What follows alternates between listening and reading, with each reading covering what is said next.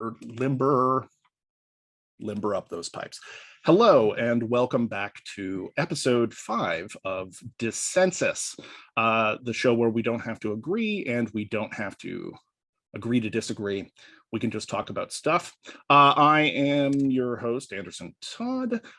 You will note today, do not adjust the tint or the color knob on your monitor or projector system or VR headset. I am merely 7 shades pinker of ham. This is due to an inadvertent sun exposure in an unreasonably long wait for the tow truck owned by the police impound to drop off my stolen, then crashed, then recovered motorcycle. That's not what we're here to talk about today. Here today, I have this. We could fill up an entire episode about it. It's a great story. It's true. There's a 7-part rage saga in there, but we're not doing that today. Today, I have back as my returning guest the perennially delightful Christine Brophy. Hello, Christine. Hello. And we're going to try a somewhat tight focused. I know all of you are looking and you're like, this device is meaningless. It will beep and you'll go, no. And it's all for show. You're not wrong, but we're going to set it to 60 minutes and 15 seconds. 60, yeah, is that right? Yes. So 60 minutes, approximately 1 hour in Babylonian time. So okay, putting that there. So welcome back.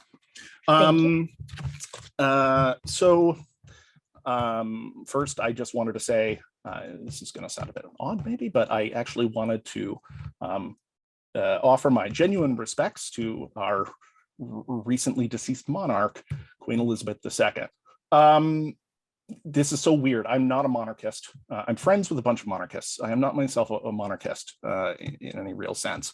And I'm not sure how I feel about, there's a lot of problems, okay, with British class structure. And I say this as somebody with British grandparents. That said, she seemed like a cool lady. She did. I actually felt vaguely guilty when I was coming back from the mechanic yesterday and my Spotify just happened to randomly punch up God Save the Queen by the Clash. And really? Yeah, and I was like I felt slightly bad for, I mean, you know, as one should, right? Respect for the dead, regardless of what you may think as a person. But anyway, I neglected completely in the lecture that I taught yesterday. I had really wanted the whole way in to dig in a little bit on the archetypal significance, of course, of transitions and royalty, the death of the queen, right? The queen is dead, long live the king, and how this stuff affects the culture, because we really got to see it right at the William's wedding when Kate and William got married. Boy, what a current swept through the culture. Fascinating stuff, but I don't think that's what we're talking about. Oh, well, I was just going to say, like, especially since there's been so many Netflix series that have come out about the family royalty and all like their dirty laundry and like, you know, all the inner workings of that. I haven't seen any of that stuff. Oh, is really? it like salacious and saucy? Like, is it a critical eye, you know, House of Cards-esque but drawn from reality political thriller tit for tat image management thing, or is it like an upstairs downstairs, or more of like a Faulty Towers comedy of manners? Like, what's happening in there? Oh man, I don't even know. Like well, I thought it was excellent. I thought they did a very good job. I didn't think that they were, mind you, I'm not the family. So, I mean, one of them is probably saying they intentionally slandered this person. Right. For me, for standing on the outside, I was like, oh, this seems fair. Like, it's like, it was just like, they showed like nobody was like clearly good. It was a drama. And from what the Wikipedia page said, it seems like it was tracking reality quite like the facts of like what came out as being true, or the things that were rumors, it kept them as being rumors, or so like it seemed to track pretty well. But the inner workings and the drama is sort of interpolated and structured, I'm assuming. From media stories that came out, and they used the media stories that seemed to be duplicated, I would say, like that were across multiple locations. Those were the ones that they kind of built the story off of. But it's just it's interesting. the death of the queen and what she represented, especially in comparison to her son, and how he was kind of like rebelling against her philosophy for a lot of his life. And just what that means now that he's the one who's in charge. And has he integrated those values, or is he still like in a state of kind of rebelling against them, and what that means for the kids and their positioning? I'm shocked he took the throne. I know. I wouldn't have done it. I gotta say. And partly this is just, I don't want to be on the throne. I want to be a slinky Merlin with a secret back door, right? Yeah. No, not behind. That makes it sound so sinister. Beside, there's a round table and they have things, but then also Merlin, the audience could still see you. The people could. That's you right. Still got accountability. It's not that you're just like. I get a side plot out in the Mystic Woods, right? And I have a cool, like lair with chairs made out of crystal or something. And that's this is what I want. I don't want to be the king. I've been the king on a lot of things. I've been in leadership roles many times, and eventually decided that as much as I find myself sort of naturally gravitating towards it, I don't always like it that well. Yeah. I prefer having the Merlin-y role. So I don't, but Charles, I wouldn't have done it. I mean, how old is he? He's like 75? Is he? Something like I don't know. Yeah. Well, especially, I don't know, just like he spent so much of his life just kind of, having to exist in a way that was counter to, in order for him to like pursue his love, it was existing counter to that structure. And now he's adopted it as being its leader. I don't know. It's interesting. I know my initial instincts, like if you'd asked me about 5 years ago, I would have said, heck no, never want to do that type of thing. And that's also because I didn't trust myself really to, the kind of onslaught of the media that you'd get, the criticism from people, I just wouldn't trust myself, or didn't trust myself to be able to kind of like weather that, like to not be thrown in one direction or another, and then eventually be saying like those sort of political platitudes that I am now like, that I tend to criticize, and I'm like, oh, they don't like what, so just in order to please the population or whatever. But I don't know now, like or at least my aim right now is, I guess, to try and be able to adopt roles like that. But I do agree that like you can't have those roles like royalty. No, not roles like royalty, roles of leadership. I would say. Well, I was just thinking, it is my aim to adopt the role of if you'd asked me 5 years ago, do you want to be the king? I would have said, no, certainly not.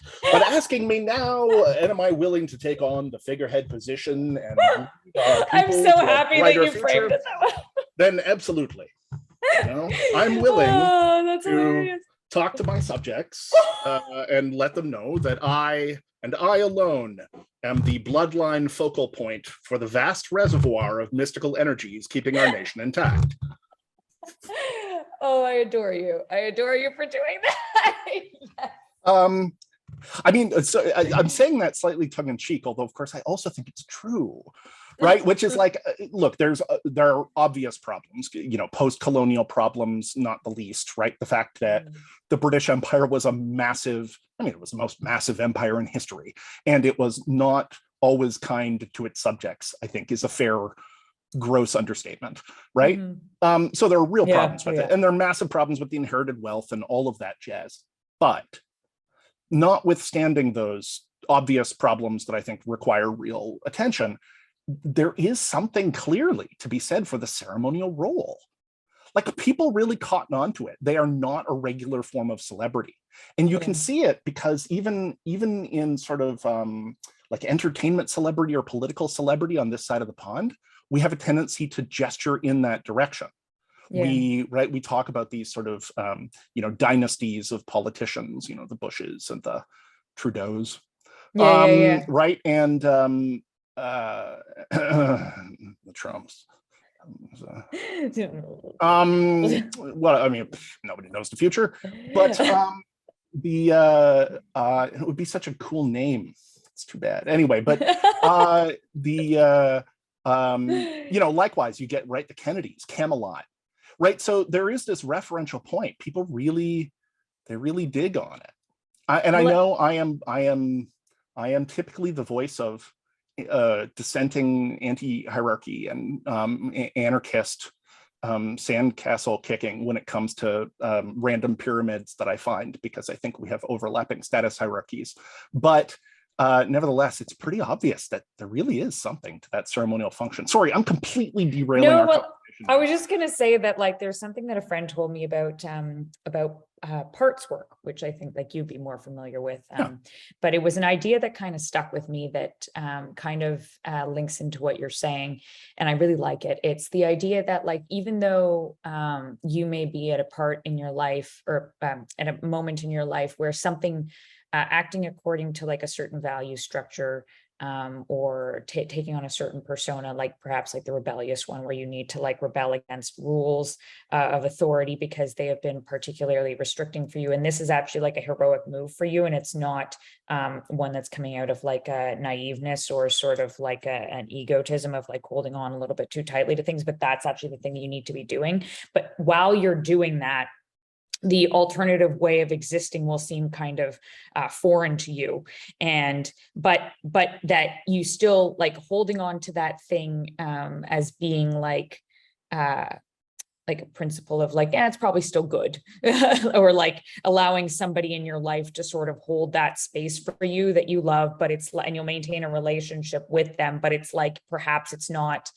the part of yourself that you fully integrated or that you're fully communicating with at a time, but it's holding the space. You can respectfully leave it in somebody else's hands, move in a different direction, but without saying, I revile and denounce thee. Yes. To whatever the thing was. Yeah, although people don't normally do that right away. What they normally do is swing really far to the other side. So if they've had the one commitment, they and you get the figure ground reversal where that sucker gets kicked off into the shadow. That's right. And then it's usually only a few pendulum swings later, right? So you see that when people play the line where if they go through the phase where they have the good parent and the bad parent, right? Obviously, in some people's cases, this is it's a more easily decidable proposition, cases of whatever abuse or neglect or distance or whatever. But in other less clear cases, right, you get the good parent and the bad parent. It's not uncommon to see people just suddenly reverse that at a certain point, and they come to associate with the other parent, but then demonize the first one, right? And you tend to get some backs and forths as they wobble their way into a simulacrum of being human. Before you come to a more balanced kind of situation with them. But so people don't normally leave it respectfully for somebody else. That's not like, they don't just, it's rare to see somebody, if there's any energy behind it, just go like, you know what, that was my path and I respect it. And now, right? We're not all a bunch of like very calm-minded, rational human beings that are just like Buddhas. Just no. No. There's a lot more energy there. You got to sort of you got to neutralize all of those polarities out to get to the equanimity space, right, where you're just like, nothing is facing me, but then consequently you don't have as much energy to work with in some sense. This is the maturation problem. Okay, we're veering around. I was just going to say the Queen died yesterday. Queen died, and we all and there's more. There will be more to talk about. Oh, there will be more to talk about on that front. However, in the meanwhile, Christine, I believe you had a short list of some stuff that you wanted to touch on from last time in our effort to create spontaneously self-organizing emergent structure in these talks. So I will pass you the speaking conch. The speaking conch. Well, thank you for the speaking conch. So I don't have a conch. Why do I not have a conch? I know, I was looking at our past videos and you constantly are pulling stuff up just like sporadically, and it like goes really well. And it seems to be within arm's reach that anybody who's watching would think that we had like planned in advance and been like, you must have a flashlight. Oh. And no, I just have a hoarding disorder. I sort of, anyway, the real answer to this question is, of course, that where I do recording and my meetings and stuff is also where I run games from. So when I'm running games, consequently, you build up a cruft of objects around you that are the sorts of things that you might, need depending on the circumstances. Come on, you. There we go. Right, so okay. And just in case the full-size phaser doesn't cut it for you, I don't even run in this era of Star Trek. You can get this one too. So, a little tiny thing. Yeah, it's like a Hi everybody, I'm 12. Apparently I'm 12 in 1972. So I've also completed a feat of time travel. In any event, I assure you that none of it is planned. It just happens that I get all this stuff around. I also have a copy of Rejection Therapy, the game. Anyway. Aztec coins, perfect. If you need those. Aztec coins. Moving right along. Okay. So last time we spoke about the shadow quite a bit, and we were kind of dancing around a lot of aspects of it. As a little bit of a summary, it seemed like there's this piece of shadow development that's kind of outside of your control. And whether that comes from like genetics or biology, the kind of instincts that you sort of enter into life with that are either just like those human instincts for like murder or like to kill, to like those kinds of ones that we've sort of, as society has developed, that we've kind of cast all those ones out just in general. Mostly. Yeah. But then there's this other component to it that's also has a piece of it that's inherited, which is your kind of personality or value structure. And that can come in, and often does come in, like a little bit like slanted in a certain direction. So like if you're more extroverted or higher in agency, these types of things, versus somebody who's like higher in openness or compassion, more oriented towards like understanding the external world and like acting on that understanding. So that's one piece. And then there's this other component to it, which is like the system that you then are born into, whether that is the family or if it is like a mentorship sort of relationship that you've entered into. But it's like there is an authoritative value of the system that you enter into, and you may either align with that value, or you may run counter to it. And then through that interaction of like part of yourself being cast out, or you just completely not developing the piece that was already sort of weaker, that can then lead to sort of shadow development. So that was kind of one piece of this. But then there's this other piece that I was sort of like hovering around, and that was the piece that's kind of in your control, or whether or not it's in your control, but like understanding it as being in your control, or changing the understanding so that you can like see these things as being able to be taken under your control, that is a necessary sort of reframing in order for you to be able to pull yourself out of these situations, or to kind of frame it in that way so that you can develop tools or think about tools that would help you sort of identify when you're in a situation like that and when you need to reorient. And the reason why this was kind of important to me is because as long as you keep framing things as you being embedded in a system of imbalanced values, and then if you try to just say, okay, well, then you just need to balance those values, and like, here are the two values, okay, and then you like work backwards from those,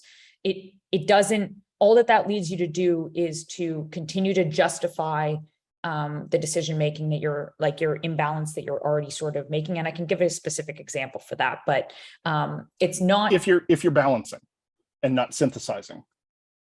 Say more. I feel like I have to say things about the first bit first. Do it. Okay. Yeah. I've said like a ton of stuff here. Okay. No, but I followed. So, okay. Shadow. Okay. So yeah, shadow, loosely speaking, right? If the ego is sort of the center of consciousness in Jungian psychodynamic thinking, right? The ego is the center of consciousness. It's not the center of the whole psyche. That privilege belongs to the capital S self, but it's the center of consciousness, right? And therefore also the center of your sort of narrative self-identification, right? All the stuff that you accrue to yourself that you consider, self, such a pain in the ass word. Anyway, all the things that you accrue to your ego that you consider me. Mm-hmm. Right? I am a this, I am a that, I'm a this sort of person, I'm whatever, right? This can be autobiography, and it can be narrative more generally, both constructed in terms of quasi-accurate reconstructed memories that you have of events and circumstances, pivotal things that happen to you, but also shit you've been told, including stories that you're told about yourself, your family's classic repertoire of, this is so you because when you were 3, blah, blah, blah, blah, blah. Those stories are often, I add, very revealing. Anyway. Okay, so you got the ego, and the ego is center of consciousness, and it's like, this is me, right? This is me. It's the subjective center of my experience. It also contains that narrative quality to it. Okay. Now the underside of that is where the system has polarized away the not me. And so this draws fundamentally on the mind's tendency to divide things, right? To form binary pairs, opposites. Yeah. Right. So, if you think about it, right, the sort of most cognitively taxing thing you could do in encountering anything would be to treat it, sort of like William of Ockham suggested, treating everything as a radical individual. Right? If you treated everything as a unique radical individual that you couldn't generalize between or form any categories about or make any inferences about, right? So you'd have to meet every cat for the first time on its own, but that's not what we do. We categorize things, and moreover, we tend to categorize things into polarized pairs, right? Opposites. Now, bear in mind for a second that opposite in this sense means lots of different things. Right? We use the word opposite in a very sloppy fashion, because if you write a series of opposites, this is a thing I run in my classes, right? You write a series of opposites and get people to generate the opposites in the blackboard, black, white, right? But then you start to get into like man, woman, cat, dog. Right? And it's like, are man, woman opposite in the same way that -1 and +1 are opposites? Or in the same way that black and white are opposite? Like, what does that mean? They're different, right? But, obviously we have vastly more DNA in common than we have different between men and women, right? Way more in common. I have always defaulted to, I suspect there's about a 5% difference in terms of just overall like genetics, expression, brain morphology and stuff. I think there's approximately statistically about a 5% difference, just enough to just put some friction. I think there was actually less, because when I read, I think it's less because I read that like a cabbage or something was like in the 90%. Yeah. Like, we're all from an alien perspective, we're all just like paramecium Bob. We don't differ at all. Although it's weird, some of the ones that you get, right, when you look at the genetic sequencing, like humans are more closely related to chimpanzees, pan troglodytes, than Indian and African elephants. Think about that for a second, right? Those are pretty closely, right? You can tell they're different, but they're very similar. Yeah. Humans are more genetically closely related to chimpanzees than those two are related. Properly speaking, if we were being honest and not sort of anthropocentric about this whole thing, chimpanzees would be classified Homo troglodytes, which indeed originally they were. Right. So anyway, the point is the difference between men and women is present, I think, right, and not entirely a function of social construct. I think there are genetic factors and so on, but it's a small difference, just enough to put a little sand in the gears in terms of like getting along sometimes, right? Okay, and then you get to things like cat, dog. Like, in what sense are those opposites? And yet people will categorize them as opposites. Okay, so this tendency towards opposites is a natural part of the way we form things. If you wanted to spend the most cognitive resource, you would treat everything as a radical individual. The next best step, the lazy step, is to cut things into binaries. So all the things go in this category or this category. And if you want to move a step up from that, you operate in the rule of threes, right? Yeah. That's right. And the rule of threes introduces a ton of additional sophistication to thinking if you think in threes, right, rather than think in twos. So we'll come back. It also has mythical significance to it, well, and my suspicion is those go round. Like, why, three is a significant number mythically in fairy tales, etc. Like, it has a certain special place. A friend of mine, a very close friend of mine, a number of years ago, was going through a really hard breakup, and he called me at one point from the airport because he had sort of approached, met with his ex twice to see whether or not they might reconcile. And twice he had gotten the response, like, I don't know, I need more time. And he was sort of at his wit's end, right? Because he was in a state of ambivalence. He didn't know what he should do, if he should just keep asking. He felt really stuck and frozen. And so I just said to him, well, simple, like, you're going to ask 3 times. And if you get that response 3 times, then you're done, right? And he's like, yes, like that's right. And I said, mm-hmm. And then he said, why? Why is that right? I said, I don't know, because 3. But it is, isn't it? And like that sort of thing turns up shockingly often. As I tell 3 people, 3 strikes and you're out. Right? The 3 strikes and you're out. I mean, there are lots of rules of 3 for sure. Yeah. And, I get it, just if you're sort of shaving probabilities, right, on checking. But there are some interesting ones. Like I say, when I'm talking about convergent evidence, I say quite often, like, if you're at a house party and somebody comes in and says, holy shit, I just saw a unicorn in the woods, right? If one person says that, you all laugh at them. If a second person arrives and says the same thing, you probably either accuse them of folie à deux, or you're like, you're in on it. What were you smoking? Or are you playing a joke? Or right? But if a third person arrives and says, I think I just saw a unicorn in the woods behind your house, you're going to go look.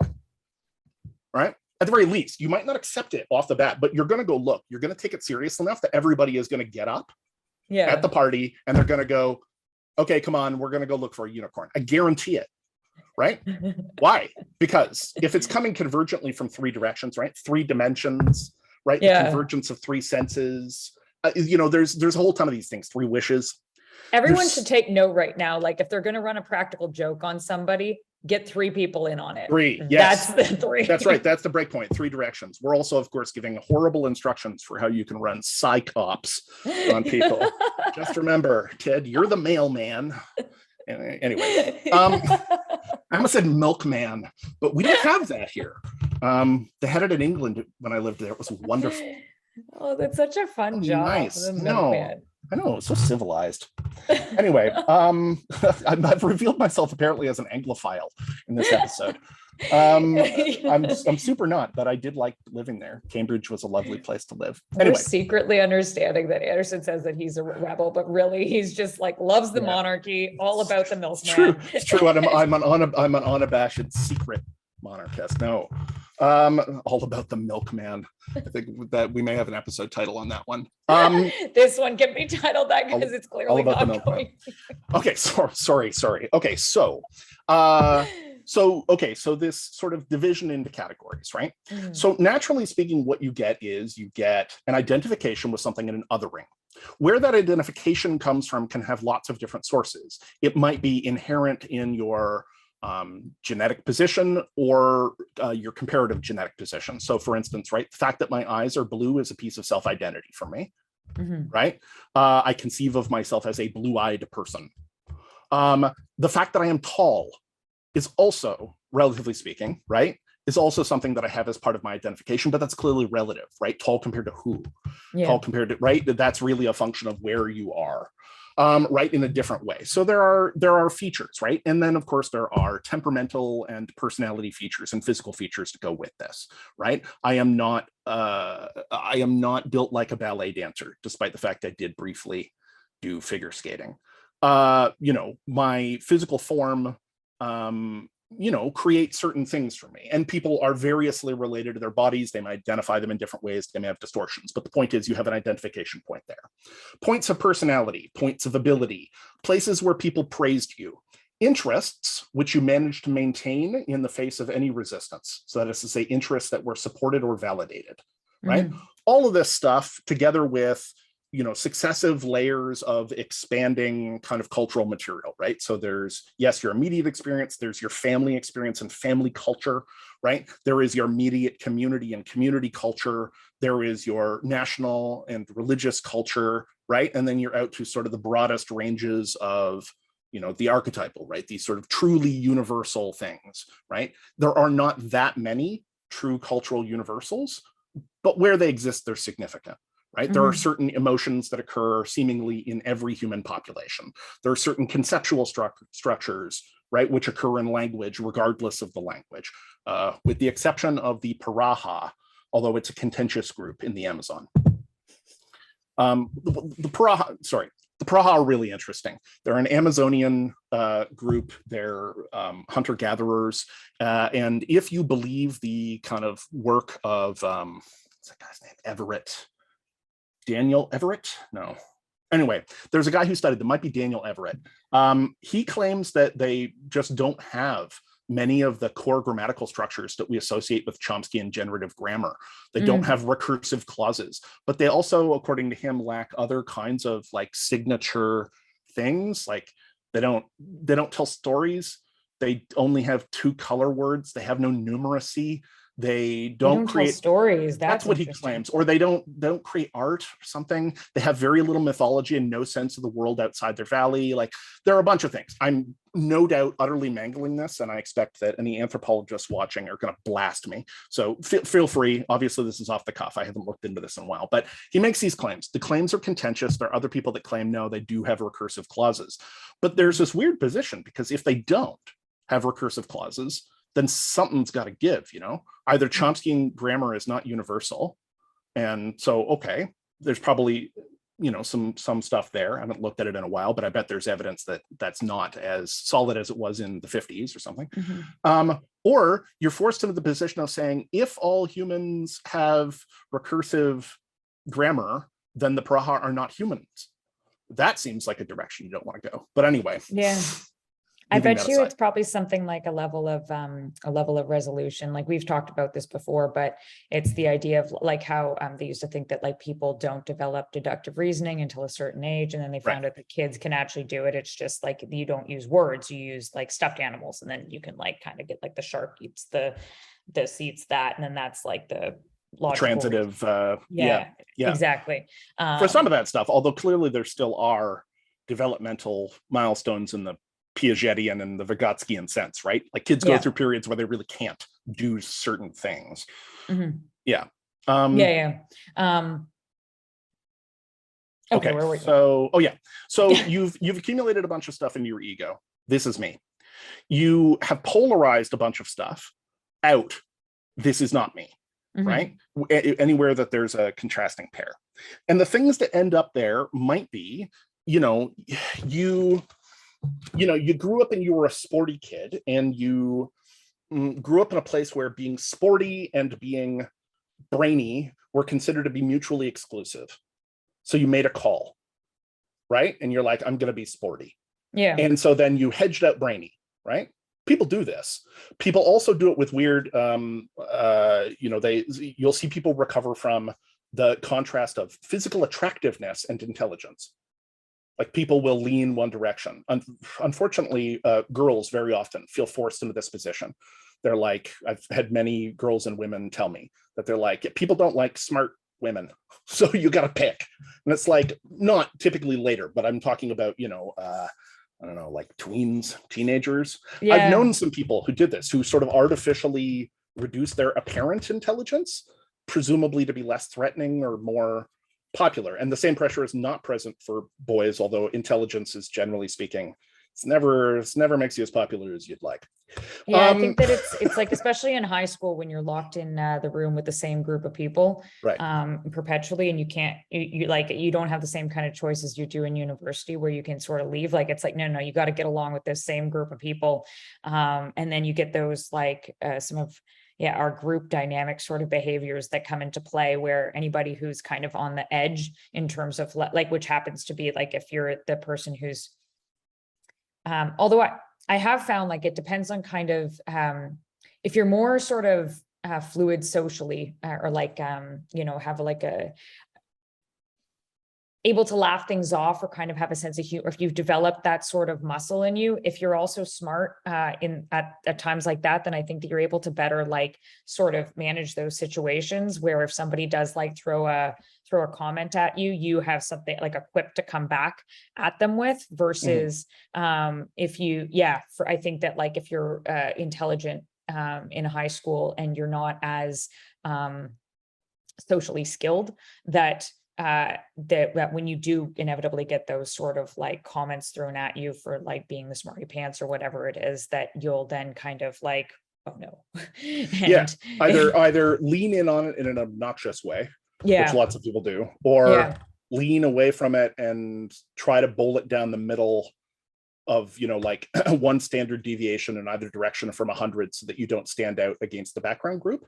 Yeah. And then you start looking at what the group is doing. It's like, okay, attractiveness. All right, let's bump that up because that's like, that will be accepted. Yeah. And, you know, it's like not as a standalone strategy, it seems short-sighted to me, but as part of an overall strategy, it seems like a very good idea to attempt to maximize one's attractiveness.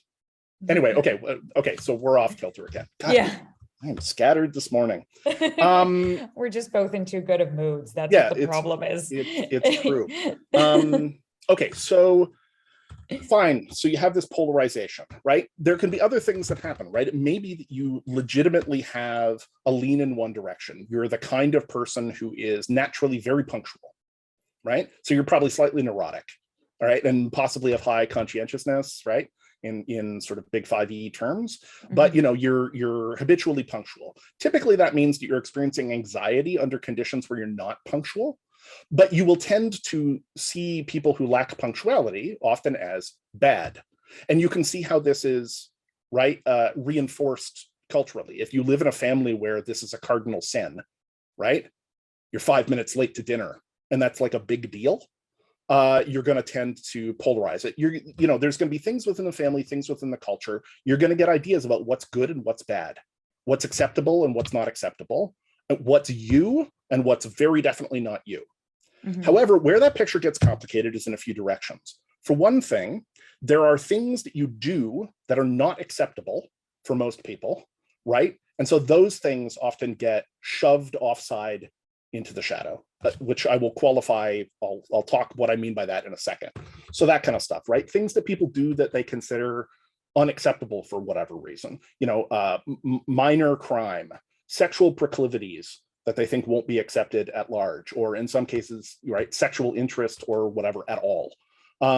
Anything that they are doing or interested in that is deemed sort of unacceptable or that they don't want associated with them, they'll tend to push offside. They may still engage that behavior, but they don't acknowledge it as part of themselves, right? They'll tend not to reflect on that as being a thing that they do, and often it will escape their memory. So you get that.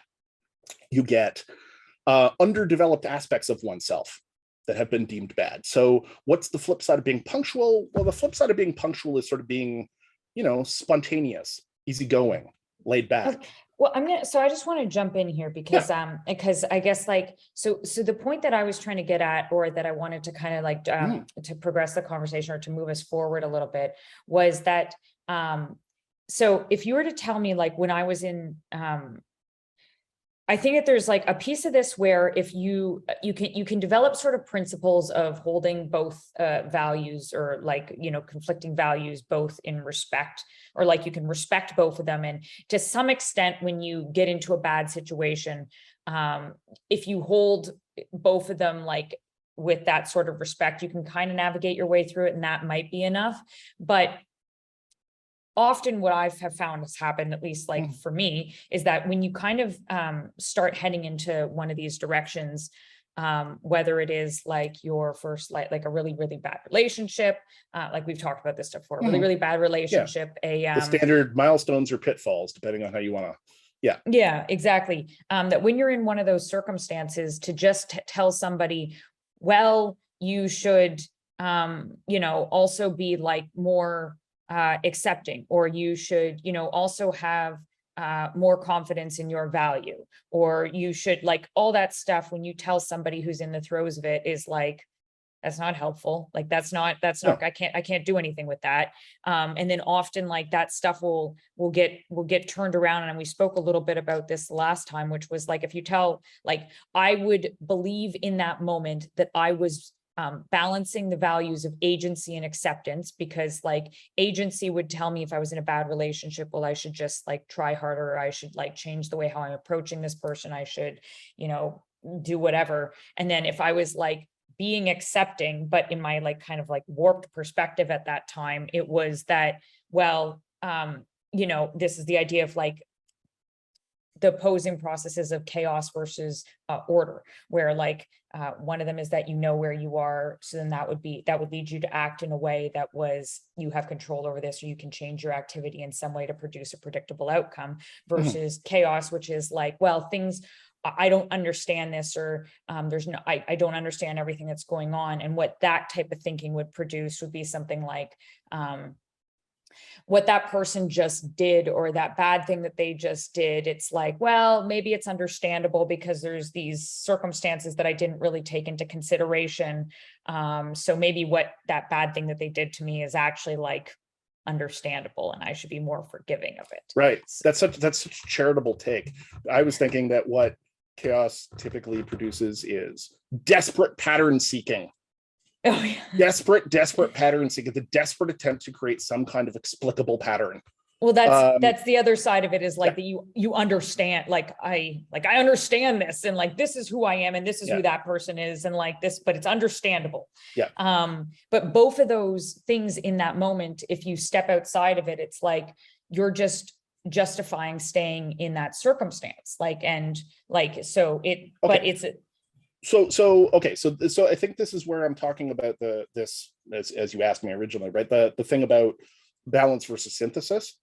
So blah blah blah, ego, shadow, differentiation. You get to a certain point of development, typically, right? It might happen spontaneously a few times as you go through development, that you might sort of discover a side. You might sort of stumble into it. You didn't do it on purpose. You just developed a part of yourself that didn't develop, or saw things differently, right? So you maybe get sort of kickstarts in that way, where you didn't seek to do it, right? But it does require a certain amount of development and cognitive sophistication. It's a metacognitive act, doing shadow work. You have to be able to look at your own shit, even if it's pouncing on you, right? This is the even hovering, this mindfulness stance, okay? So, you have to be in a certain place to begin with. It is always the case that when people are navigating between the two poles of a polarity or a set of values in the way that you're talking about, that, of course, they can always run justifications and double down, right? Yes, that's true. And very often that is, in fact, what we will do until we're smashed with overwhelming failure. Right. That's it. So so this is the piece, like, which is like the first piece of it. Like, so you're somebody who's in the middle of it. You can't just tell them like opposing values, respect both of them, or like become more like this thing. And you can, but it's sheet music and they don't know how to read it. So you can do that. If they already know how to do it, that can be quite useful, right? As a cue for them to engage their own procedures to shift their perspective. Okay. Right? Because that's the thing. It's not propositional. You can tell people propositional stuff in this line all day long, but it's not helpful in the same way as it's not helpful to offer it to them if they're attempting to master the riding of the bicycle, right? When somebody's trying to learn how to ride a bicycle, shouting, "Keep going," it does not contribute. Oh, thanks. Don't fall over. How though? I don't know. Biofeedback naturally occurs with your inner ear. I just keep doing it. Let your brain figure it out is what we should be saying, right? Stop thinking. And I've told you my story about how I finally learned how to ride a bicycle, and it was 100%. I needed a very strong emotion to push my consciousness out of the way.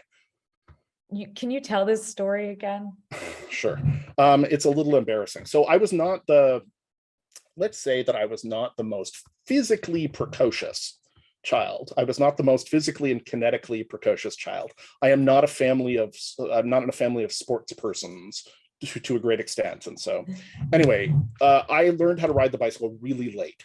So I think I started trying to learn when I was maybe 6 and had a series of terrible experiences, right? Coming off the bike and ripping my knees and my elbows and stuff. And there was something particular to the riding of the bike and the way that this experience played out with my dad that rendered it into a kind of chore. It was like Saturday, you have to like cut the lawn, rake the pine cones, clean out the cat box, and then get on the bicycle. And so I hated it. I have always hated being forced to do things of any kind. I'm a deeply difficult person in this respect. I hate being told and forced to do things. And so it was just this joyless chore where I would have to get on this thing, half-heartedly go for a while, and then injure myself enough that my dad would let me stop. Like, it sucked. Okay. So I didn't learn for years, and I found workarounds. My stepbrother had stunt pegs on his BMX. He's 3 years older. He was kind enough to chauffeur me about the city because he was a good brother, and he basically carried me around. I rode on his stunt pegs everywhere we went, everywhere. Yeah, which was actually kind of cool anyway. But so I finally learned when I was like 9, 10, maybe.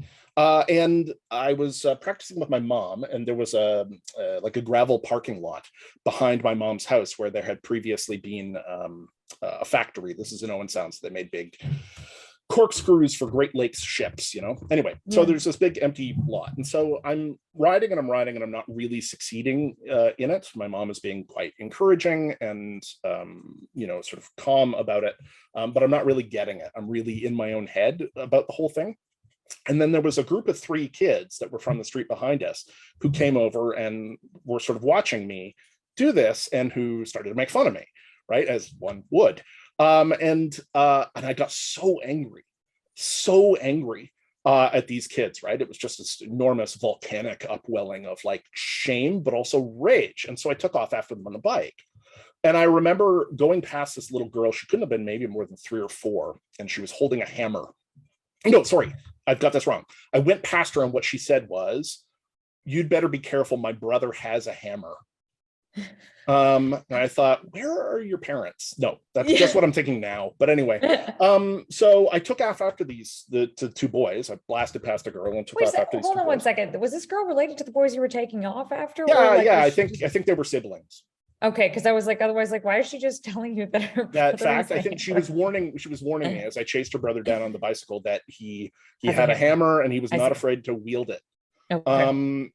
So anyway, so I chased the other 2 kids, they on foot, down to the end of the block, and they ducked around the corner, whatever, and then I stopped, and then I suddenly blinked and realized, oh, I just rode the bike. Yeah. I just rode the bike like a block and a half, and that was it. Thereafter, I could ride a bike. So, why? It's an interesting question. It's like rage is very polarizing as an emotion, right? Anger tends to paint things in very stark black and white terms, right? I'm right, you're wrong. That's the revolutionary force, like the one that has to like come up against authoritarian regimes, or that kind of symbolism of like a dying authority that is authoritarian. And has typically a kind of intrinsic self-righteousness to it, right? By its very nature, and sometimes that's true. But anyway, so I was just super pissed off, and my consciousness got out of the way, and I rode the bike, and that turned the key. I don't know, like threaded out the last few sad twitchy neurons across the gap so that I could actually close the motor loop. But it's been interesting to me ever since, right? Because it's one of these moments in my life where I thought, like, what happened there? I typically have a relatively overactive mind. And so I'm not surprised when my mind gets in the way sometimes. But in that case, it's like, what happened there? Like, that was catalyzed by a strong emotion that pushed me to the side. Like, what is that? Anyway, but that's exactly what I find so interesting about this, and this is kind of like where I wanted this to go. Was like there's this piece of it, like, which is like how to recognize when you're in a situation like this, when you're the one who's living in it, because I want to know that I could have given like little Christine something to be like, when you were rebelling against your family and not listening to anybody because you rightly thought that they were missing something, that like, but this is a tool that I could have given you, or like something so you could recognize when you're in a situation where it's like, hold on, you've crossed over the line of like uncertainty. You don't actually know where you are right now. You don't actually know what's going on, and you should stop trying to understand and stop trying to fix this and just take a moment, because you don't know, and let things sort of like assemble in front of you. So like there's that piece of it. And then there's this other piece, which is like just telling somebody that like they need to have the oppositional value or whatever is not going to help them out, but that there's these things that you can do, or that this has to come from like an experiential sort of basis. And for me, it's interesting you say this thing about the bike. For me, I know like one of the things that helped me get out of one of my like incredibly abusive relationships was getting a dog. And it was just the act of taking. Was the caring for the dog then made you reflect on, sorry, caring is, no, I was gonna say caring is a nice way of saying it. I would say that it was more wrestling with the dog, that like I had approached a dog thinking that it was going to be this like loving creature that would just sleep with you in the bed at night and listen to you, and just, you know, if you were sad, that it would want to be there for you. And instead I got a German Shepherd that like if I started crying, it like attacked me, and it just would like not like aggressively attack, but it would just like jump on me to be like, okay. I was like, oh geez, that does not sound like an optimal dog. The dog that attacks you when you weep.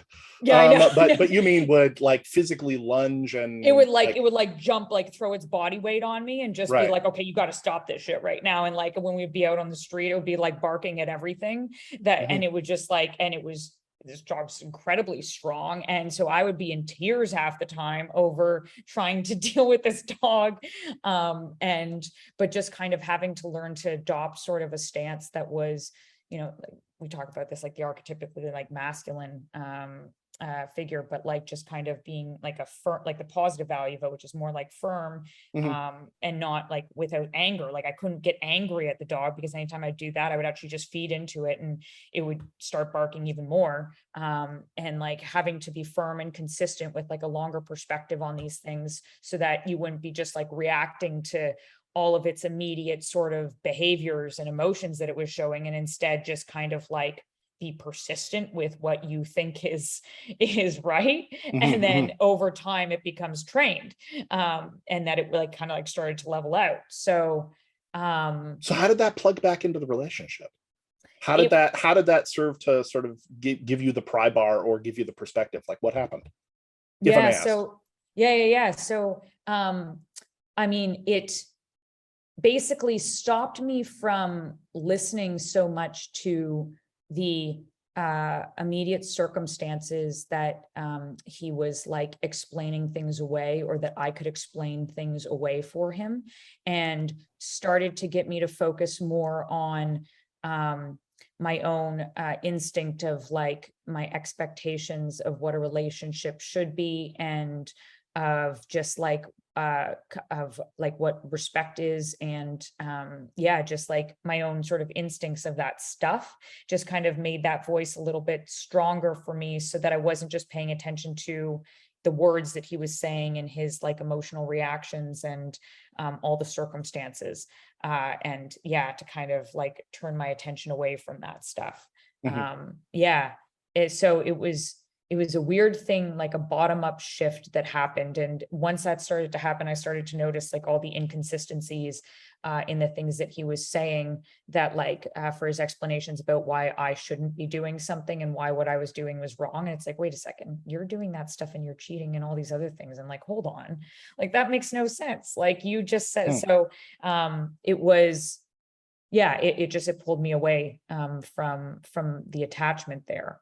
For a moment enough. So that was like, again, this like bottom up sort of shift that happened. And I've had other experiences that were like that as well, but I've continually found that in those moments that it's like an experiential sort of thing that has to like, that helps to cause this like a shift in the salience landscape, as opposed to top down.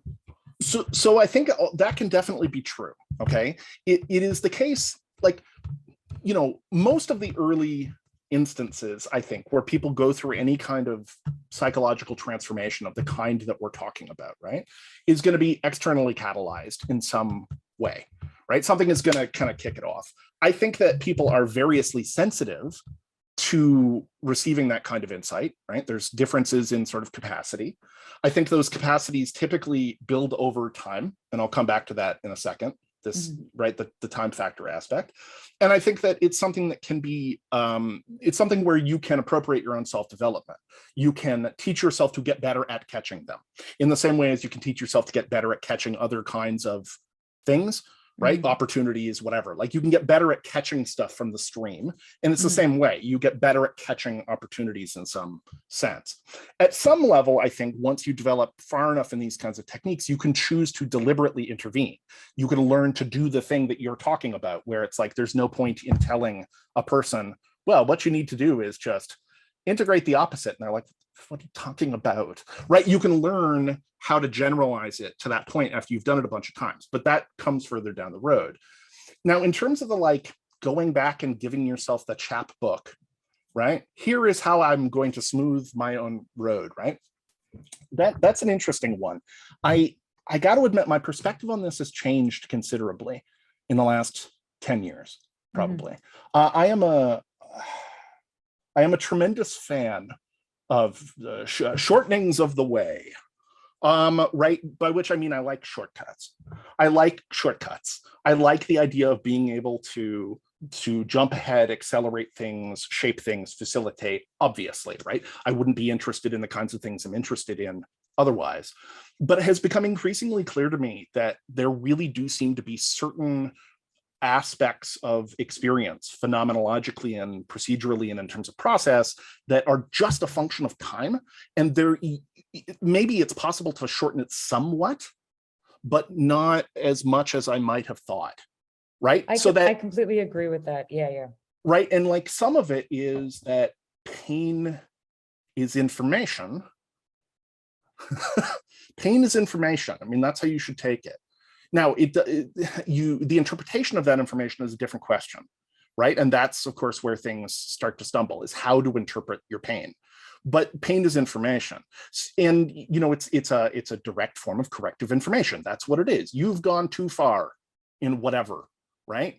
And that might be because the external circumstances aren't safe, and it might just be happenstance, and like there's all kinds of things. But the point is, you smash into a bunch of things. You get into situations, you bumper cars your life and your relationships, you screw things up, you make choices, and then later find that they're a devastatingly bad idea and that you were wrong in one direction or another, or you indulge certain parts of yourself and then later look back on it. Like, I don't think that's avoidable. I think that you have to come into confrontation. And at first, those things are just, they're just hitting you. But if you are, like I said, I think people have various capacities. I think that there are cultural traditions which can encourage this, both at the family and social society level, right? And there are definitely practices that you can undertake that make it easier to catch and bring closer into awareness that this is an abstractable, generalizable procedure for dealing with tension within your own experience. Like, it becomes a thing that you go looking for as a heuristic, right? So, you're experiencing pain of some kind, or frustration, negative emotion, whatever it happens to be, right? Stuckness. Yeah. And one of the things that you come to do is you take a space of sort of remove. You step back deliberately and say, like, okay, like, can we look at consistent patterns of error, or is it possible to, like, am I polarizing here, right? You can go looking for it, and once you've done it a bunch of times, you start to get a better sense of how it integrates. But that doesn't necessarily mean it's easy. I mean, I've told you, when I was kind of coming up on 40, I spoke to a number of my friends about this because I was having this inner experience, and they were like, what is it? And I said, something's coming. This is it. My psyche was just like sending a trailer. Coming. Fall 2023. What?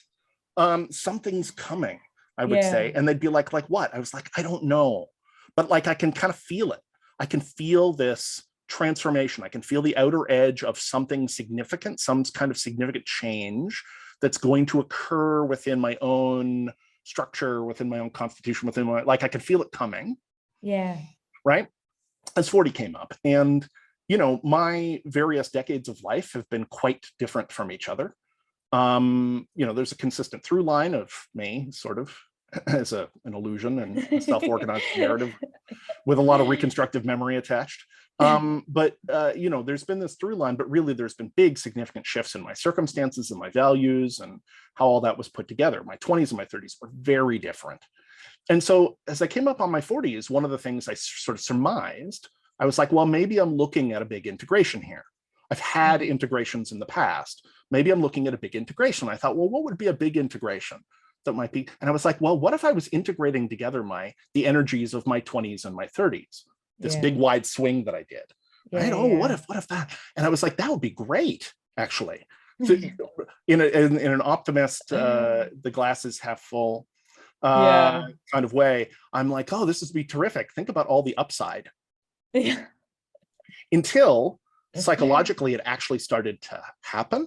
And the way that I have described this is I forgot that the integration of the opposites in this way, this sort of process of psychological and emotional synthesis, is a violently opposing process. I mean, it's like matter and antimatter. So I would describe this as it was like raw magma pouring into ice cold seawater. It was like this combination of sort of opposed, not categorically ultimately opposite, but relatively opposite things that was sort of explosive and hazy. And it tore me up for quite a while as I sort of settled it out. But because I had played this game a few times, because I have some theoretical framework, because I can go back and look at things, right? It still gave me a way to understand, right? As per the kind of chaos, landing in chaos. It didn't feel like chaos in the same way. It was an explicable process instead of just feeling like this wildly swinging nonsense. And I had a sense, ultimately speaking, not of what it would synthesize into, how those two things would ultimately yield. That's exceptionally difficult to figure out in advance. It's like, as I often say, binocular vision, right? We combine the images of each eye. But when we combine them, you don't really just combine the image, because if you do that thing where you hold up with a pen, it's two pens. You don't get an image of two pens. The two pens get combined depth, you get additional dimensions. And it's the same way with combining things synthetically in this way.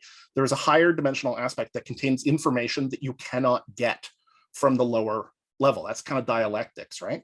So you can sort of know that you're going someplace that you don't know what it looks like, but still have a sense of that general procedure, and therefore also have an improving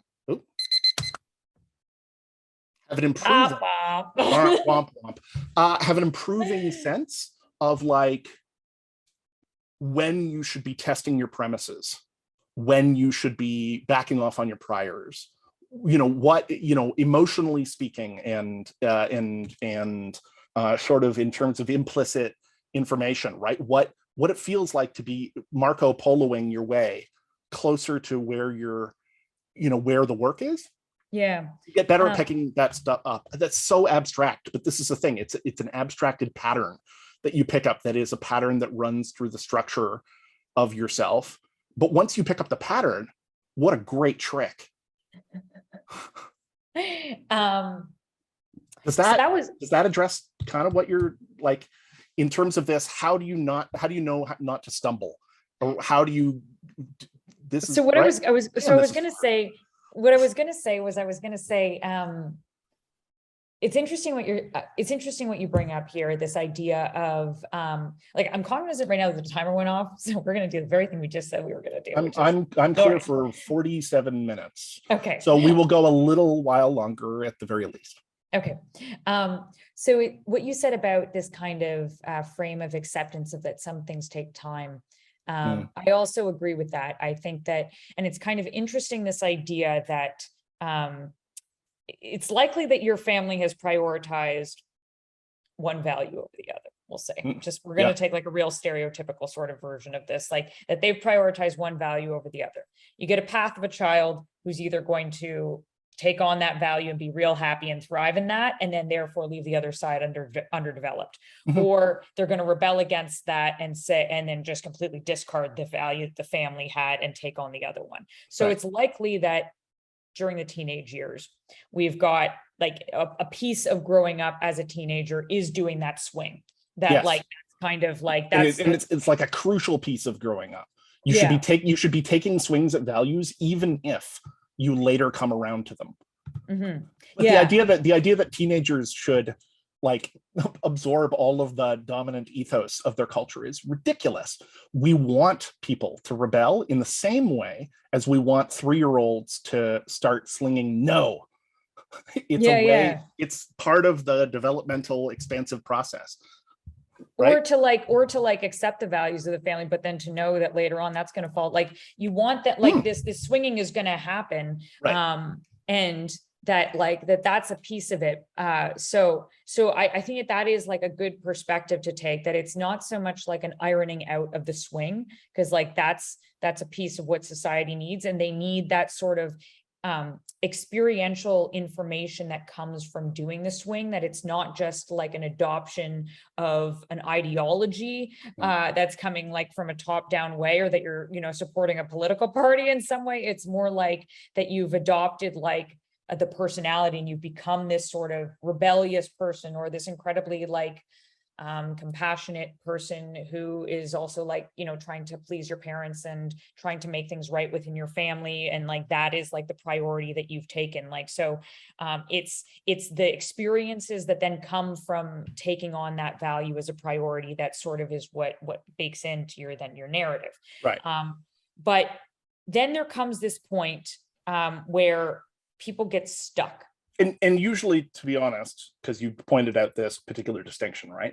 What happens, you know, teenagers, for instance, in particular, are somewhat prone to ideology, right? And because ideology sort of codifies values into these formalized, frankly, often a bit rigid systems, but they're real easy. They like come with nice, neat iconography and little slogans and stuff, right? And so, you know, that kind of thing. And to some extent, unfortunately, the same goes for allegiances to political parties, which for many people are no different than their allegiance to a sports team, and are equally sort of incoherent as philosophical and ethical social units.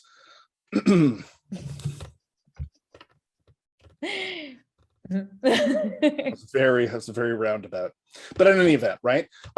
So often there is a kind of there's a shallow adoption of value, right? That happens in those early stages, which I suspect is one of the things that then enables people to somewhat more easily pry it up. The fact that it is shallow, that it does not drop especially deep roots, right? That most of it is just based on sort of assertion and presumption. Most of that early stuff ends up leaving sort of a plate of scab tissue that eventually sort of dries up and falls off, and somebody realizes that it's not the, you know, like unassailable truth that they thought. Like, I think, you know, as people go on, they tend to drop deeper and deeper versions of things, and so the ideologies or the positions that people take early on are often not very well considered, right? They're like sports allegiances a lot of the time, right? But that's the beauty of them, you know. It's just you like Green Bay Packers because of the cheeseheads and because your dad did, and then it's like, yes, so Packers. So I am aware of cheeseheads. I remember that superb owl Sunday. I remember that Super Bowl. I have watched the Super Bowl on quite a few occasions, but I don't. So this is something we're going to have to talk about at length so that we can hit our Dissensus mandate, because like sport, it's really hard for me to get access to. So hard, and you have good access to sport. It's a key component of my life. I know, and it fascinates me. It does generally, but anyway, okay, it's a different. We'll totally have an entire episode about that. Yeah, we should actually. We should. No, we definitely should, because I can share with you some tidbits as to what. For there was a while there where I distanced myself from sports, so I'll share with you the stuff that like made me reintegrate it, and maybe that will help you kind of get a touch point if sports something you want. Do you want to share the very brief anecdote that you told me immediately before we hit record that involved you slinging a string of fiery expletives? This is going to be completely unrelated, though. I know, that's fine. People can piece it together. It's emergent meaning. It's like when you run the two slit experiment with and if you tune your photon emitter or your electron gun such that it emits single particles or single energy packets at a time, they will seemingly go through one slit or the other, but they will also build up into an interference pattern, like a pointillist painting, you see. Oh yes. See how I have an elaborate set of now. justifications? That's right. What we're doing is firing individual packets of energetic information on a possibility wave through two slits at one time to build up into a pointillist pattern, which will only be divined when you, dear viewer, hit episode 700. I think it's actually true too, by the way, just so you know, that is the truth. I think it is the truth. Okay, so we were talking about... My doctor is calling me, but I will call them back. Anyway. Okay. So we were talking about so when things are really going wrong, like when things are really going wrong in your life, and it's like for a lot of reasons that are like Tuesday, like, I think we call that day. Yeah, exactly. Like it's just a lot of bad luck stuff that's just kind of happening. For me, this was specifically during a time when I was incredibly sick, and then I chose to go down to get surgery down in the States, or at least I was grappling with the decision of whether or not we should spend an exorbitant amount of money, which we could not afford, to go down to the States to get a surgery that was likely to make it so that I wouldn't have to get a surgery again in the future. Whereas if I were to get it in Canada, just because of the surgeons that are available and the techniques that they use, it would be likely that I would have to repeat this again on a 5-year sort of basis. So this would be a one-shot thing, but we also weren't completely certain about my diagnosis. So it was kind of like, we're going down there, spending a ton of money on a surgeon who's going to open you up and then potentially be like, sorry, this ain't it, but thanks for the money. So anyway, I was feeling guilty about the decision because we were going to have to borrow some money from family members. I was feeling just really crappy about the entire thing because of the uncertainty of whether or not this was actually we weren't certain about the diagnosis, but the fact that I was going to be prioritizing my family funds towards this thing when I could very well just wait for Canadian medical care and just continue to sort of struggle along. It's a big resource commitment for something that, I don't know what the percentages would have been, but it's a big bet. Yeah, it was a big bet, and it was like having to make a bet on my health, and which was something that are already for personally what my own personality, my own biases, that I was no, we don't need to put money towards that stuff. That's I'll be fine. I can just muscle through. It's okay. So I'm giving you my Muppet face. Yeah. Which, as you know, we've both been dealing with health mystery nonsense. So certainly there are times when you will need to give me the Muppet face, but in this case, why would I require my physical health? Yeah, exactly. I have willpower. That's all that you need. Yeah. So we'll talk about that one day too. All right. So I was in my a Bible group, and the leader of the group, who I adore, who's a very close friend of mine, he was listening to this story that I was saying about all my guilt and everything and how I was struggling with this decision, and he stopped and he was like, well, you should just practice some gratitude. And I was like, fuck you. That was the thought. I didn't say that, but that was the thought that came to my head, was just fuck you. Fuck you. Yeah. Which is appropriate, actually, I think. Because I think that's a spectacularly poor, it's one of these things, like telling somebody who's really worked up to calm down. Yeah, exactly. But so this is the problem, is but then here's the flip side. The annoying flip side. The flippity flop, I think you mean. Yeah, the flippity flop is it's that when you start exercising that muscle of gratitude in those moments of being you start just being okay, well, I'm grateful for the fact that my family does have the funds that we could support me to be able to do this. And I'm grateful for the fact that my husband is not being petty in this moment, and is not just saying okay, well, we're going to spend money on this, but then what are you going to do for me in the future? And all these are that this better work out or else. So just starting to turn your attention towards all those bits of gratitude and the things you can be grateful for in a circumstance that's wildly outside your control and just really crazy and uncertain, that your mood starts to improve.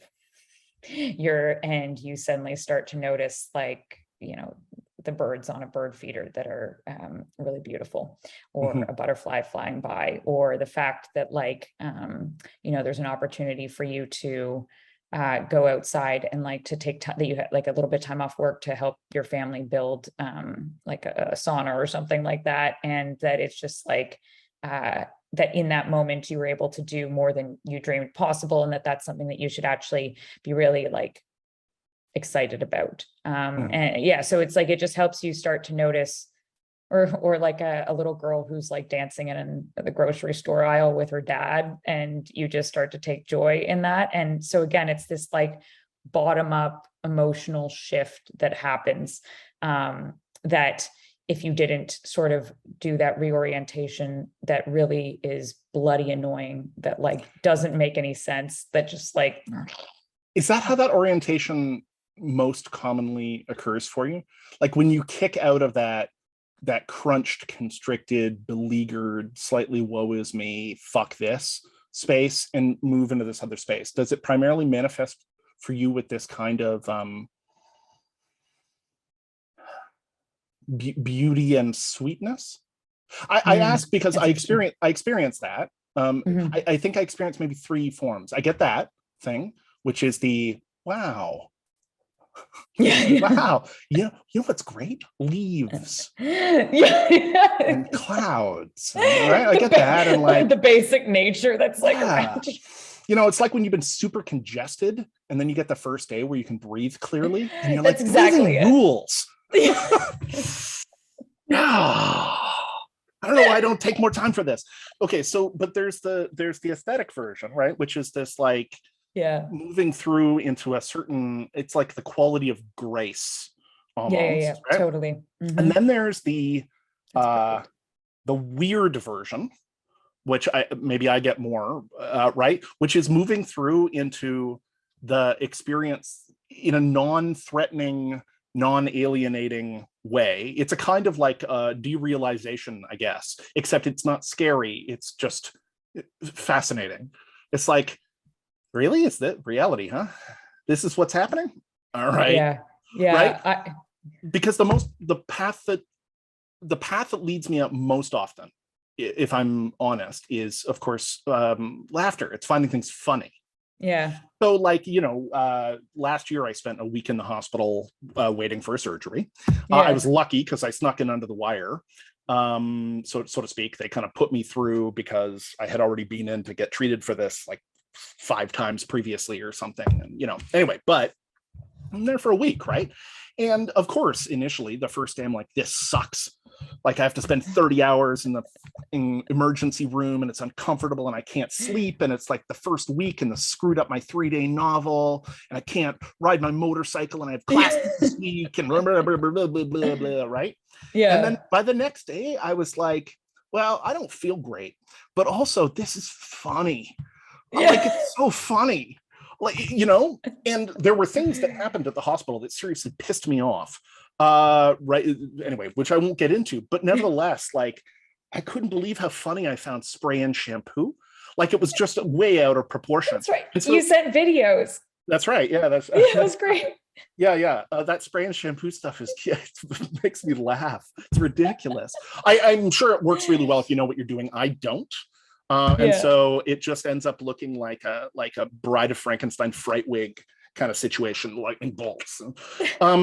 Anyway, long story short, it's less often that I would tend to find my way out of that space of through the aesthetic, and more often the case that I would find my way out through the comic. Yeah, I'm curious if do you find that as well, or because laughter can also, of course, turn up as the defense mechanism version, right? This is the laughing at a funeral version. So I'll say a couple of things. I definitely do get the laughter one quite a bit, and that's often after I have been attempting to be a chess master of my life. And shit, for a second there, I thought you were going to tell me you were an actual chess master. And I would have found that not totally surprising. I would have been like, oh yeah, sure. right? Why But then not? also like, how did I not know that? Okay, but you just mean in the generic sense of attempting to Yeah. maneuver, see 5 steps ahead, be strategic. Yeah. Yeah, Okay. totally. Or like if I have encountered a problem that I am just throwing absolutely everything in my life into trying to solve it. Like sometimes it's even just something simple, like a game that I'm trying to build. And there's a piece that I thought that I had figured out. And then I'm trying to like organize like people to try and like build it. And it's running up against a whole bunch of limitations that I've set in terms of like budget or other things. And it's like, but I will problem solve my way out of this. And it's like, no, you gotta take a moment now and just like willpower. Exactly, just will my way. Unlimited willpower. Exactly. If I just speak with this other person, then it will. So it's in moments like that where I've tried to will my way through something to an extensive degree that's usually the one that will wind up in humor at the end, where I'm just like, oh, you're silly. You're like, this is hilarious, like what you're doing. And then I'll start to like laugh a little bit about like, or like just appreciate the fact that, oh, this is like a game that I'm playing and I'm trying to like solve this thing. And isn't that cool that I get to like play this game? So that there's that, that definitely helps. And there's sometimes it's just like a, it occurs to me there's a midpoint actually that I never really thought about between the laughter, the reality is funny, and the reality is beautiful. And the midpoint is that sense of vaguely Taoist Wu Wei flow of agency countered against the positive valence sense that it's okay and it doesn't matter. Do you know the state I mean? I know exactly what you mean. It's the balance fine. point between the two. It's fine. Yeah. It's fine. It's fine. It's going to be fine because it's been fine in the past. And even if this all falls apart, it's still fine. Yeah. And it's like, this is just a thing and I'm doing it and I'll do my best and that'll be fine. And if it's not fine, that doesn't really matter either.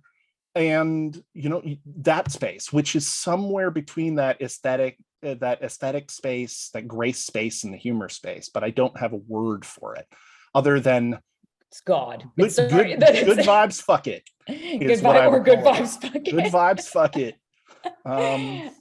It's funny because so the other thing that I wanted to say that this is a bit disjoint, but it's something that like stood out to me. Circumambulation. It's not disjointed. Even your basketball fuck you anecdote, actually, if you think about it, squarely fits into this overall jigsaw puzzle, because what you're talking about is handing somebody the procedural, right? You're handing somebody you're handing them a proposition to attempt to get them to do the procedural move of shifting their salience in the opposite dimension along a spectrum. And right. And it doesn't work, which is why it pisses us off. So it's all circumambulation. The whole point of this game is you watch, it'll all come together. It'll all come together in the experiment. It'll all come together. So the other thing that I wanted to, that I just like, I read this and it just kind of stood out to me, partly because, again, I've been on a long journey with the Bible and I've been trying, it's been a funny journey, I would say. That's an amazing sentence. I didn't expect to hear that one today. It's probably something people actually say a lot. I totally know what you mean, but anyway, yes, please. And I'm not making light. I'm going to say something else I didn't expect to say today. The Bible's pretty rad. I don't take it at face value, but man, when I went through my come back around to my quasi-Catholic whatever when I was 20 and discovered the Jesus, and right, not that I became a strong convert, but I started reading it like mad and reading this. It's like, it really is a good book. Anyway. So you've been on a long journey with the Bible. I've been on a long journey with the Bible. It started off as a combative relationship, I would say, where, as we've spoken about before, because my supervisor is Dr. Peterson, and that he has... You mean Dr. Jordan B. Peterson? Yes, Jordan B. Peterson. Every time that I say his name, I want you to interrupt me with that. Oh, I will. Okay. So as everybody knows, or maybe not, but I probably do, he's got an extensive sort of series on the Bible. He's got an extensive understanding of it and perspective on it. So coming from that kind of background, I figured that the only way that you could possibly read the Bible is if you understood it in advance, is if you understood like the symbolism, the mythology, and otherwise you could not possibly get anything from the Bible if you were not incredibly well educated on the Bible first. This, I know Anderson's head right now is doing like, what? No. I mean, I get what you mean. I get what you mean. So anyway, so this kind of, when I first dove into the Bible, I was like, it was just the most intimidating thing ever because of this. But then I eventually got in touch with this Bible group that I was speaking about, and they started to, we would talk not just about Bible stories, but it was also about their own personal experiences of God acting in their life. And that when they spoke about their experiences and the things that they saw that they that they attributed to God, and that was God speaking to them, then I was suddenly able to like map that onto my own experience and to be like, oh, that's the stuff that I'm paying attention to. Oh, now I understand. And then after that, walking through the Bible, I was then able to I was able to read it, and suddenly the meaning was kind of making itself known to me, as opposed to having to understand it prior to and like kind of trying to map it onto the stories. And then I came across this this passage in a book that was talking. This is not Words with Power, but Great Code. Great Code. Yeah. So I'm reading the Great Code now, and he says that reading the Bible from start to finish, all the way to like apocalyptic sort of events, that what it does is that it's transforming the reader sort of in this bottom-up way, this experiential sort of way, so that by the end of it, they are able to see God. And it's kind of, I like that idea because it's sort of like it's assembling you, it's aligning your intellectual components with your emotions in this sort of bottom-up way, such that you are able to approach life in a manner that will allow you to navigate through uncertainty and times of change.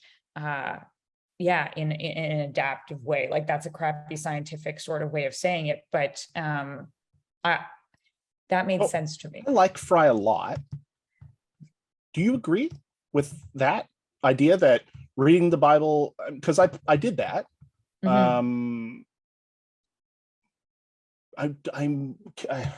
There's no question that had effects on me, right? Like any of the sort of great texts in this sense, there's a reason it's had staying power. And even as a peculiar, historically curated document, right, some of which is sort of anthological of other kinds of Semitic mythology, and like, right, the Bible's like a weird book, but it's got staying power for a reason. It's like, it's like I can't believe I'm about to say this.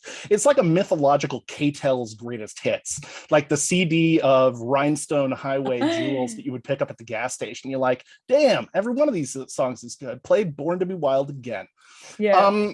But it is, right? It represents a kind of concentration, although it keeps these peculiar little curlicues and frills and difficult to understand passages. It has lots of internal friction and incoherence that requires resolution, right? Which is why Judaism tends to be such an exegetical religion, right? One that's really focused on commentary and reinterpretation, and you see, that in lots of streams. But this cover to cover thing, like, what is the, how does it?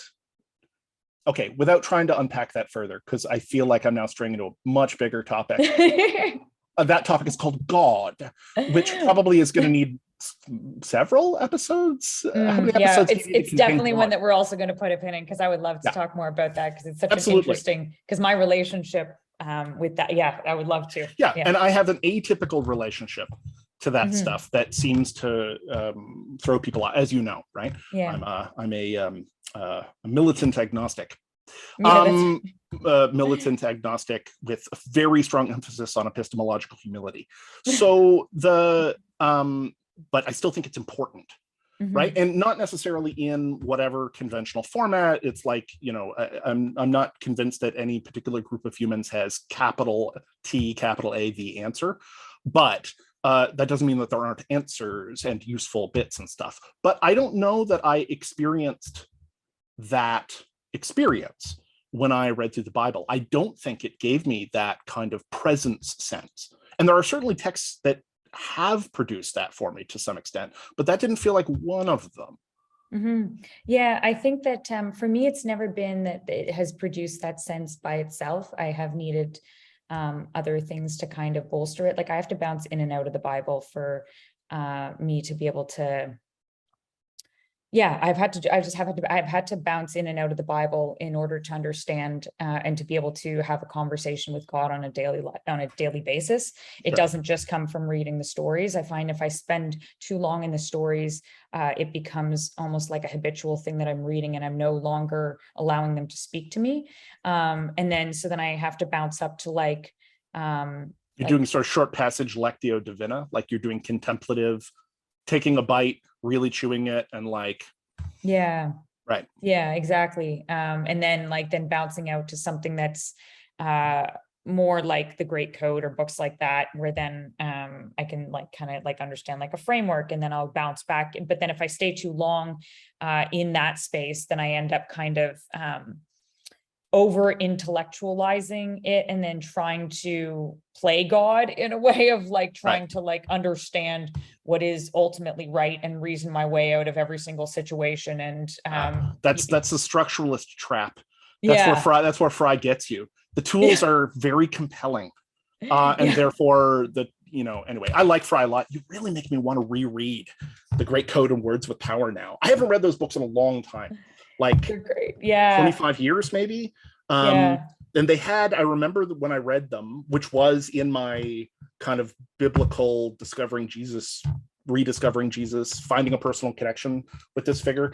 That was definitely one of the things that I was reading in that period, because I'd come off of Anatomy of Criticism. Maybe I should reread them. They were really good. I even ran a role-playing game based on. Oh, serious? Yeah, it was an absolute flop. Oh, that's too bad. I did it as a solo. I won't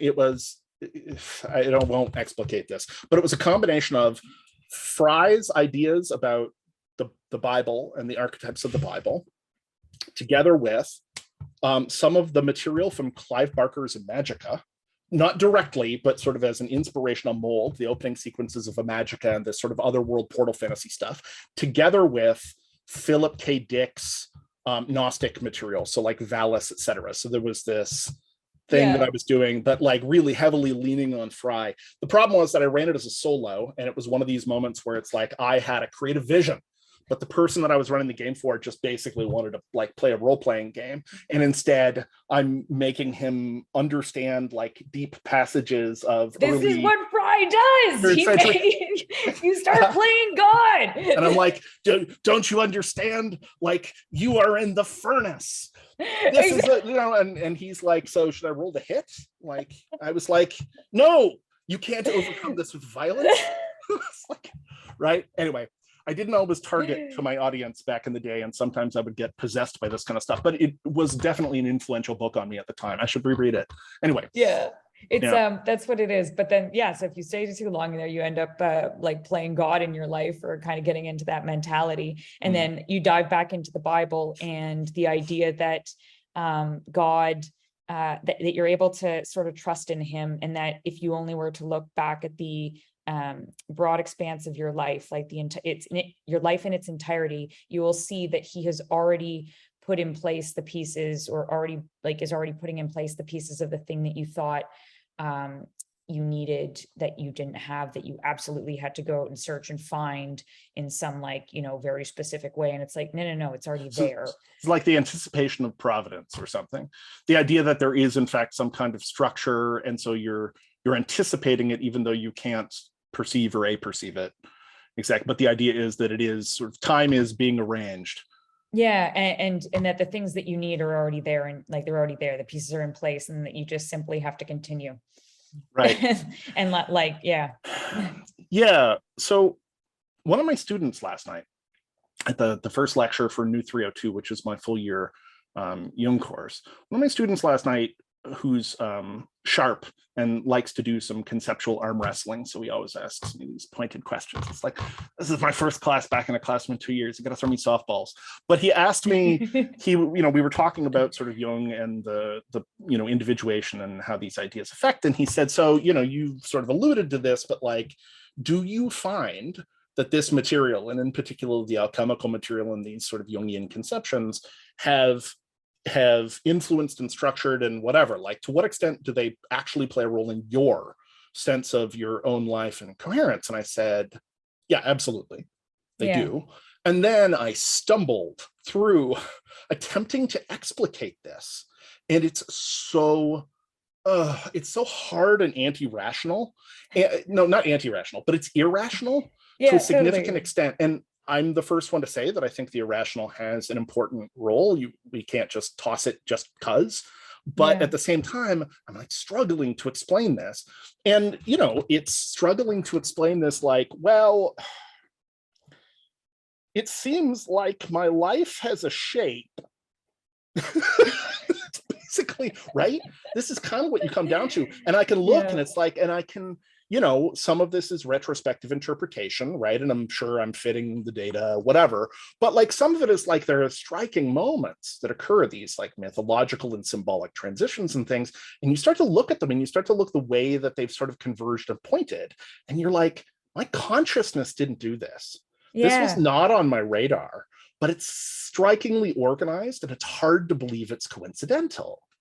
Right? And so obviously this is a much bigger, this is a whole big chew triple hitter episode. Big chew triple hitter. We're in baseball now. This is great. We're coming up with, I'm writing that down as also a title. Big chew triple hitter. I hope you're writing them down. I keep forgetting to even look for them. And then it's like, oh no. There's the one about the Milkman, and then now this one. So yeah. Yeah, but what was it? It was like the Milkman. See, I don't remember. Like powdered spices in the wind. The world is ephemeral and permanent.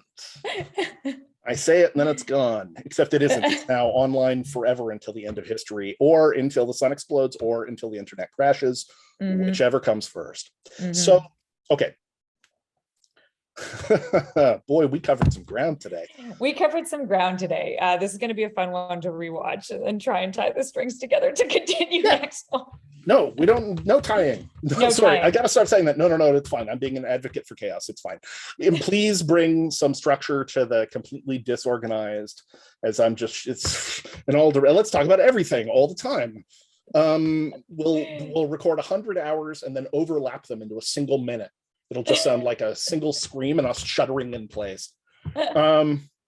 With some techno music to the background. The system is down. Yeah. Homestar Runner shout out for those of you who are like me, old. Okay, so we have, let's call it 5 minutes. 5 minutes? Yeah, so how do we want to outro for today? We've covered some ground. Look, we opened up God. We've covered more on the question of shadow, which I actually think was kind of interesting. And I suspect that we will find that's going to unpack yet further. There's lots of interesting stuff to talk about in and around shadow. And I think we kind of banged some definitions together in a way that is useful, but then sort of precisely the sort of thing that I'm getting at here, right?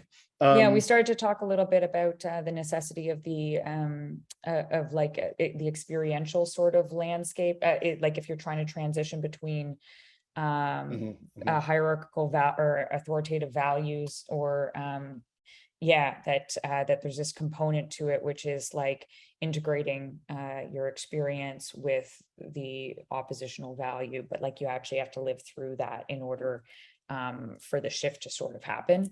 Usually a bunch of times. I mean, it's interesting. You brought up breakup, and whatever my previous students and anybody who's watched sort of the Jung lectures has seen me talk about, like, 9 different train wrecky breakups that I have had in various directions, all very informative, lovely people.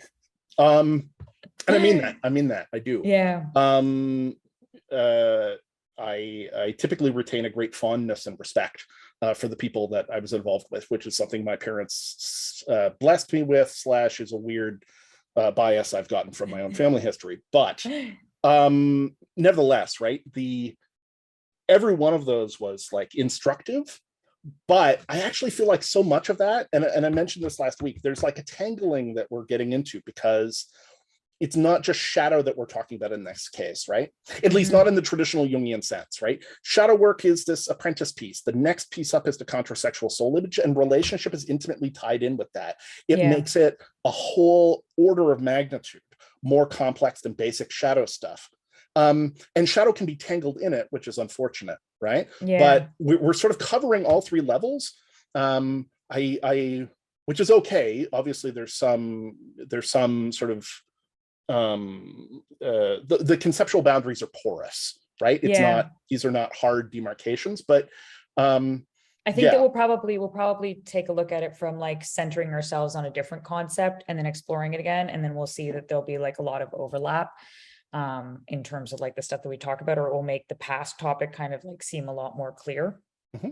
Yeah, I would love to set aside some time to talk more specifically on that relationship side and the like emotional bumper cars that we go through as we go through a series of relationships, and how those impact us and what we kind of, how we hit it, because it can be tangled in with shadow, but it's such an expansive space all its own. Yeah, totally. Anyway, so okay, and then we briefly skimmed the Empyrean lip of the sky and got close, and let's come back down, because that needs space. So that needs a lot of space. Yeah. So let's just round out very briefly, and talk about Sandman on Netflix. Impressions with no spoilers.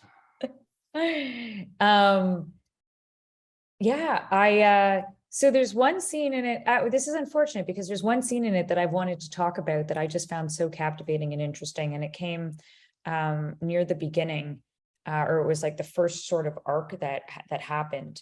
Okay, wait, let's just, I'll go in to this section of video and I'll put a thing that's like spoilers with a horrible klaxon sound, be forewarned. Maybe I'll dim the klaxon, but anyway, whatever. Okay, so now you can go ahead. And I'll indicate likewise when it is complete. So if you just want to skip that section, you're all good.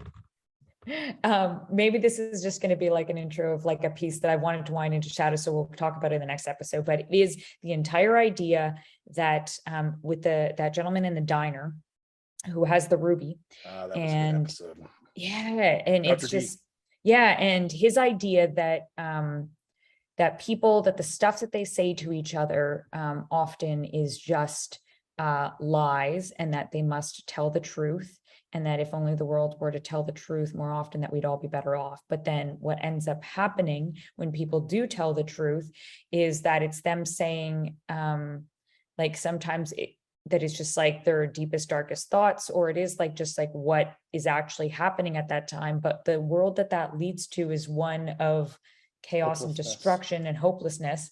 And then Dream comes in and he says, like the stuff that they're saying is actually like their dreams. And that it's like that it's hope and dream, and that is kind of, and then you see the world that creates is like one of connection. So I just, though that imagery of those two things I found very interesting. I found it also quite interesting just because of like, in general, there's that idea of like, don't lie, and to like tell the truth. And that is a piece, but like, there's this other component to it, which is what was depicted in this piece of Sandman that I just find so interesting. And I wanted to like suss those two things apart, just because. So that was my own personal interest in Sandman. So we got to do some scheduled sussing is the answer, so that we can suss generally. I will say this: I've read the comic a number of times. Great, terrific comic book series, and the way that they handled the diner episode was very different than the way that it's handled in the comic. It shared some similarities, but like characters were different, the approach was different, and it had a much more concentrated sort of thematic premise, right, around this question of truth, which I thought was an interesting move that sort of focused it in. So it's different enough that I want to go back and actually reread that issue and see, compare it a little more closely. Interesting. But what it did remind me of is there is a relatively, I can't remember if it's before or after this, must be after. So there's an issue of Sandman after, which involves a writer and a mythical being who is trapped. And in that issue, at one point, the writer says something and lies, and the other character says, "You lied." And his response basically is, "Of course I lied. I'm a writer. All writers are liars." And see, so I think there's actually some interesting stuff in there. Now, to be honest, in the treatment that it got in the Netflix series, I actually thought Morpheus, frankly, didn't dig in enough. A lot of what was happening there was not their aspirational dreams. It was a bunch of horseshit and social nicety and deflection. And like, frankly, a lot of these criticisms were bang on. It's just some of them were off. You can't strip it off willy-nilly, right? Exactly. But what that does highlight is, and this is a thing that I get into a fair bit, and so we got to talk about at some point at more length, I guess. The chapter that I wrote for John and Chris's, John Vervaekian and Christopher Maestro Pietro, they did an anthology. A bunch of people contributed chapters. I contributed a chapter, and my chapter was focused on this idea of the redemption of bullshit.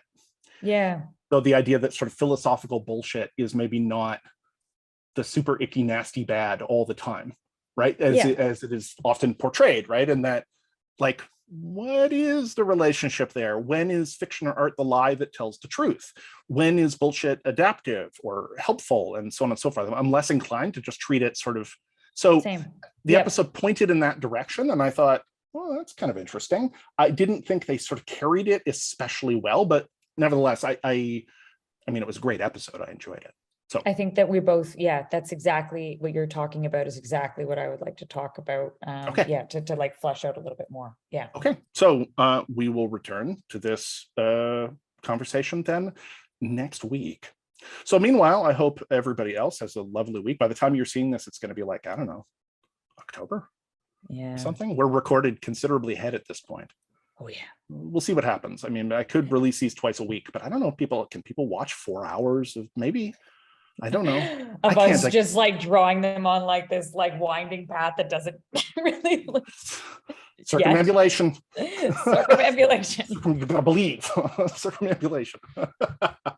Okay, so let's wrap up there. We'll touch base again soon. And I know that we've got a bunch of things that kind of came out of that, but also some other stuff to cover. And we'll pick it up from there. So it's been a pleasure as always, and I will see you and you next time. Bye-bye.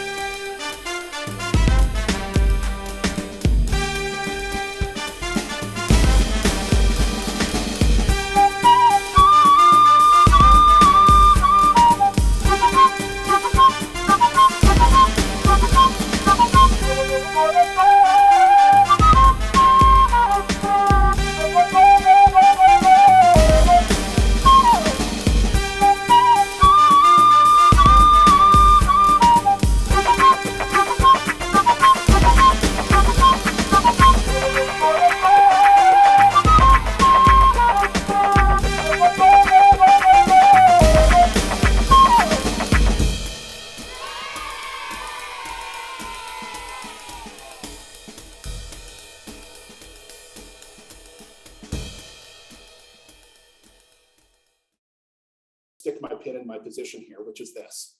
Is it nature or nurture? Is it nature or nurture? Oh my God, what a boring question. It's both. It's obviously both. There are some things that are genetic, and even that's not so cut and dry, and other things which are cultural and that you get through experience.